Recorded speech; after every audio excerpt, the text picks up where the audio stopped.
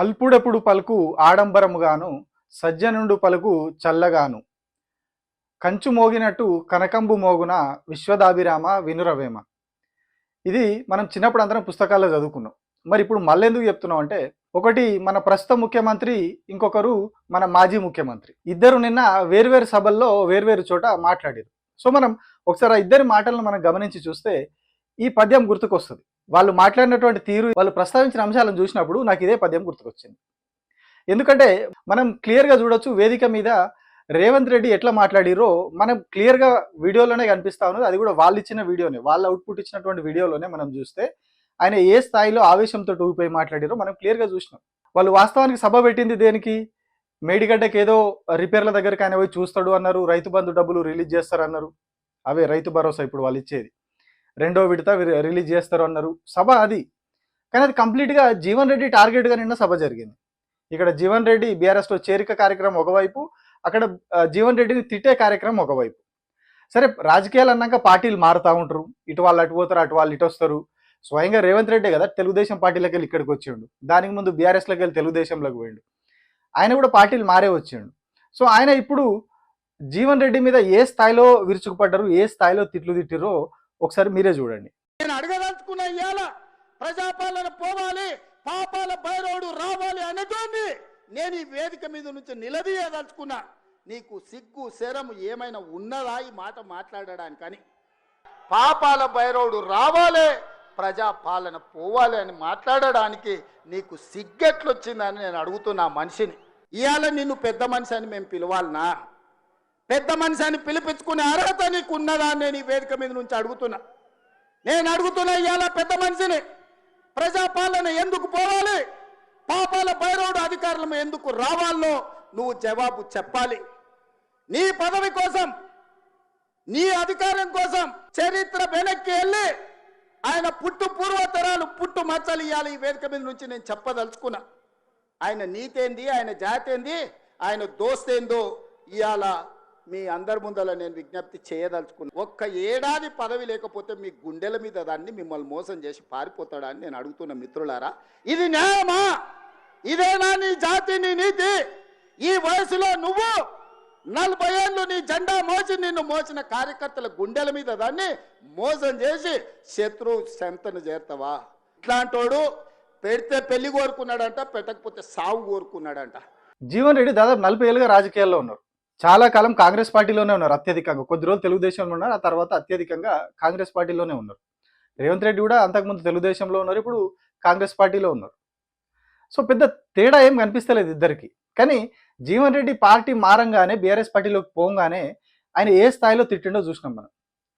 ఒక పెద్ద మనిషి, అంత కనీసమైన వయసు కన్నా మనం విలువ ఇవ్వాలి. రేవంత్ రెడ్డి ఇయ్యడు అనుకోండి, కానీ వయసు కన్నా విలువ ఇవ్వాలి. కానీ ఆయన ఇవ్వకుండా నీకు సిగ్గుందా, శరం ఉందా అని చెప్పి ఇట్లాంటి పదాలే వాడిండు. ఆయన వాడినే నేను వాడుతున్నా, నేను కొత్తగా వాడతలేదు. సో ఇట్లాంటి పదాలు వాడి ఆ వేదిక మీద మాట్లాడిండు. ఇక ఇది జీవన్ రెడ్డి కథ. ఇక కేసీఆర్ని వదులుతాడు ఆయన. సో కేసీఆర్ కూడా అదే పరిస్థితి. నువ్వు ఎట్లా అధికారంలోకి వస్తావు, మీరు ఎట్లా వస్తారు, నేను చూస్తా, ఇదే నా సవాల్, ఇదే నా సవాల్ అని ఏ స్థాయిలో ఊగిపోయారు ఒకసారి ఆయన ఫేస్ ఎక్స్ప్రెషన్స్, ఆయన కళ్ళు, ఇవన్నీ ఒకసారి మీరు క్షుణ్ణంగా గమనించండి. ఆ వీడియోని కొద్దిగా స్లో మోషన్లో కానీ అట్లా పెట్టుకొని చూడండి ఒకసారి. నీకున్న ప్రతిపక్ష హోదా ఊడగొట్టకపోతే నా పేరు మార్చుకుంటా బిడ్డ కేసీఆర్. 2023లో నిన్ను ఓడగొట్టిన, 2024లో నీకు గుండు సున్నా ఇచ్చిన, సర్పంచ్ ఎలక్షన్లో పాతరేసిన, మున్సిపల్ ఎన్నికల్లో ఉప్పు పాతరేసిన, జూబ్లీ హిల్స్ కంటోన్మెంట్లో నీకు గోరి కట్టిన, వచ్చేసారి ఆ గోరి మీద మా కాంగ్రెస్ పార్టీ కార్యకర్తలు జెండా ఎగరేస్తారు. ఇదే నా సవాల్, ఇదే నా సవాల్, ఇదే నా సవాల్ కాంగ్రెస్ పార్టీ కార్యకర్తల తరఫున.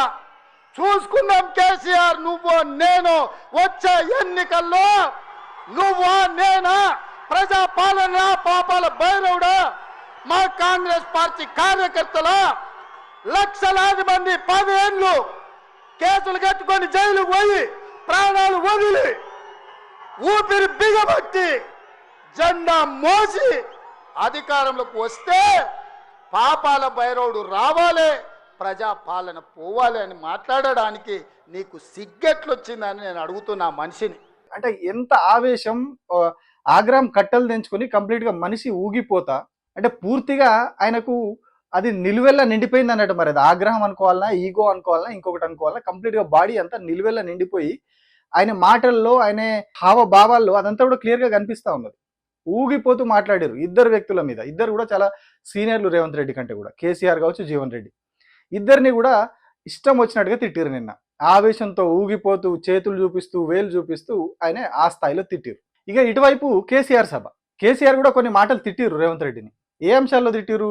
ప్రజలకు సంబంధించిన అంశాల్లో నువ్వు పట్టించుకోవట్లేదు, ఎందుకు ఒకప్పుడు నెంబర్ 1గా ఉన్నటువంటి తెలంగాణ ఇప్పుడు ఎందుకు వెనకబడిపోతా ఉన్నది, ఆర్థికంగా అన్ని రంగాల్లో ఎందుకు వెనకబడతా ఉన్నది ఇప్పుడు అని చెప్పి ఆయన ఆగ్రహం వ్యక్తం చేసిరు. మేము అన్ని సెట్ చేసి ఇస్తే నువ్వు ఎందుకు ఇట్లా చేస్తున్నావు అని కేసీఆర్ కూడా కొన్ని మాటలు తిట్టిరు. కానీ ఆ స్థాయిలో ఆవేశంతో ఊగిపోలేదు. ఎక్కడ కూడా కనీసం రేవంత్ రెడ్డి పేరు కాదు కదా, కనీసం ఆ ఛాయలకు కూడా అయినా పోలేదు. దాదాపు 50 నిమిషాల పాటు ఆయన మాట్లాడారు. ఎక్కడ కూడా రేవంత్ రెడ్డి పేరు కూడా తీసుకోలేదు. కూల్గా ఆయన చెప్పాలనుకున్న విషయం చెప్పిర్రు. ఆయన రెగ్యులర్గా వేసే పంచులు, సటైర్లు అవన్నీ వేసిర్రు, వేసి వెళ్ళిపోయారు. ఆయన జగిత్యాలకు సంబంధించినటువంటి అలిశెట్టి ప్రభాకర్ అని ఒక కవి ఉండేవాడు. ఆయన ఒక మాట చెప్పిండు, చీకట్లో జడుసుకుంటే ఒక చెట్టే నీ చుట్టూరా అరణ్యమై భయపెడుతుంది, గుండె అంటూ కలిగి ఉంటే, గుండె ధైర్యం ఉంటే నీ వెంట అదే పెద్ద సైన్యమై నిలుస్తుంది అని చెప్పిండు ఆయన. మిషన్ భగీరథ నీళ్ళు పుష్కలంగా రాలే, ఏమన్నా రాలేదా? వచ్చినాయా? మరి ఇప్పుడు ఏం రోగం పుట్టింది నాకు అర్థం కాదు. ఇప్పుడు ఎందుకు గుంటుతుంది అది? ఎందుకు నీళ్ళు ఎత్తలేవు? వస్తున్నాయా ఇప్పుడు? మరి ఏం చేయాలా? లాగులు వలగదాకా చంపాలే. మంచి మాట కాకపోతే ఏం చేస్తారు? మంచిగా కట్నే ఇల్లు పెట్టిపోయి కదా, 5 ఏళ్ళు నడిచింది కదా, మరి మీకేం బీమారీ వచ్చింది నాకు అర్థం కాదు. ఇంత పొడుగు మాటలు మాట్లాడుతుందా? అడ్డం పొడుగు మాట్లాడుతుందా? 600 ఏది ఏమైనా ఏమవుతుంది? ఇడా 100% మళ్ళా బీఆర్ఎస్ గవర్నమెంట్ వస్తుంది. వస్తుందా? వస్తుందంటూ చేయలేవట్టుంది. ఒకసారి కెమెరాలు కడ దింపుకున్నా బాబు, వస్తుంది కదా. ఎక్కడ కూడా వ్యక్తిగత అంశాల జోలికి పోలేదు. వ్యక్తిగతంగా రేవంత్ రెడ్డిని టార్గెట్ చేయలేదు. కేవలం రేవంత్ రెడ్డి ఏదైతే వ్యక్తిగతంగా కేసీఆర్ను టార్గెట్ చేసిండో ఆ అంశానికి మాత్రమే కౌంటర్ ఇచ్చాడు.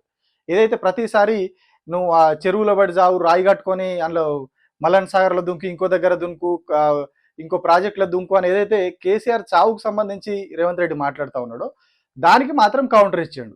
నువ్వేం చేసినా నేను జావను అని చెప్పి దానికి కొద్దిగా ఘాటుగా కౌంటర్ ఇచ్చాడు. పొద్దున్న లేతే కేసీఆర్ చావాలి, నువ్వు 1000 జన్మలు ఇచ్చినా నేను చావనా కొడుకు అనుకుంటున్నావు. సో ఇక్కడ కూడా ఆయన వ్యక్తిగత విమర్శలకు, రాజకీయపరమైనటువంటి అంశాలకు పెద్దగా పోలేదు. రాజకీయపరమైన అంశాలు కేసీఆర్ లేవనెత్తింది ఏంది? రాష్ట్రాన్ని సుభిక్షంగా ఉంచకుండా మీరు దివాలా తీస్తా ఉన్నారు. సో దివాలా తీస్తున్నారు కాబట్టి ప్రజలు మీకు ఓటేయ్యారు, మాకు ఓటేస్తారని చెప్పేసి కేసీఆర్ చెప్పిండు. కానీ రేవంత్ రెడ్డి ఏం చేసిండు?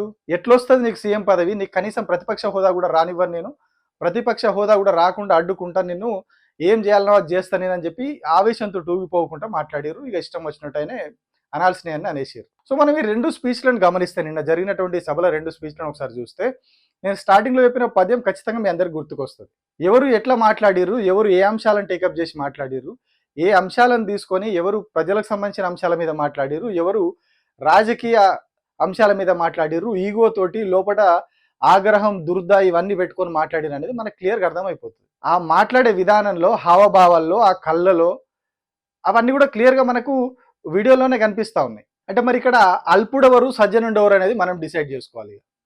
ఎవరు ప్రజల గురించి మాట్లాడిరు, ఎవరు ప్రజా సమస్యల మీద మాట్లాడిరు. కేసీఆర్ చాలా అంశాలు ప్రస్తావించారు.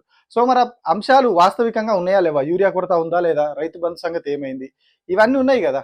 ఎందుకు పడతలేవు? ఇచ్చిన హామీలు ఎందుకు అమలైతలేవు? స్కూటీలు ఏమైనాయి? ఇవే కదా ఆయన ప్రస్తావించింది.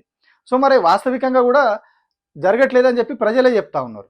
సో వాటి మీద అది చేసినందుకు ఆయన తిట్టిరు. ఇక ఇంకొక వైపు జీవన్ రెడ్డి, సేమ్ రేవంత్ రెడ్డి కూడా అట్లా పార్టీ మారి వచ్చే తెలుగుదేశం పార్టీని వదిలేసి వచ్చి కాంగ్రెస్ పార్టీలోకి వచ్చి ముఖ్యమంత్రి అయ్యారు. సో ఇప్పుడు జీవన్ రెడ్డి కాంగ్రెస్ పార్టీని వదిలేసి వచ్చి బీఆర్ఎస్లో చేరారు. సో ఇద్దరు కూడా పార్టీ మారిన వాళ్ళే. సో ఒక పార్టీ మారిన ఆయన ఇంకో పార్టీ మారిన ఆయనను తిడతా ఉన్నాడు. ఇది నవ్వొచ్చే విషయం ఇక్కడ. ఆయననే 2-3 పార్టీలు మారి వచ్చిండు, ఇంకొకరు పార్టీ మారితే ఆయన తిడతా ఉన్నాడు. అంటే రాజకీయాలు ఎట్లా ఉంటాయి, అందులో రేవంత్ రెడ్డి రాజకీయం ఎట్లా ఉంటుందో అర్థం చేసుకోండి. ఆయన ఏం చేసినా కరెక్టే. ఆయన ఎటు దుంకినా ఏం చేసినా ఏ పార్టీలోకి పోయినా ఆ పార్టీలో ఉన్న వాళ్ళకి ఇష్టం ఉన్నా లేకపోయినా ఆయన ఏం చేసినా కరెక్ట్.